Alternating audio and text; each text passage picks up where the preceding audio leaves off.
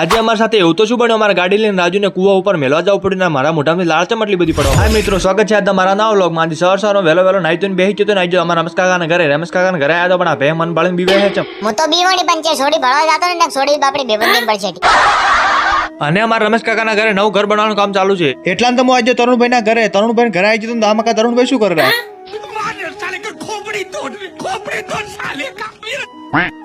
મને લાગી દીપુક એટલે ફટોફટ હું આવ્યો મારા ઘરે આવી ગયો, ફટોફટ બેજો મારું ડોઝું ભરીને ફટોફટ નીકળી જાઓ ગામ તરફ. એટલે આ સૂર્ય દાદાની થોડી બ્રાઇટનેસ ઓછી કરો ને તમારી. એટલા તો આવી હું મિતેશભાઈ ના ઘરે આવીને જોયું તો આમાં મળી જાય બે તત્વો, આગળ તમારે જે લગાવજો. એટલા તો અમે મિતેશભાઈની ગાડી લઈને નીકળી જાય રાજુભાઈને કુવા પર મેળવા. અહીંયા ધર્મપત્નીનો ફોન આવ્યા હતા, જટાઓના ખાવા બધું ઉછળી ગયું. એટલે રહેવા દો, ઓલી હોજે પાસે ખાવાની આલે મને વળી. રાજુન કુવા પર મેલી અમે આવી ગયા ફટોફટ સ્કૂલમાં. એ જારી બાળો ઋષિ બાળી ડાબડી મોટી સ્કૂલમાં આવવાનું કારણ તો કે અમારે નાના શોર્ટ વિડીયો બનાવવાના હતા. એ ભાઈ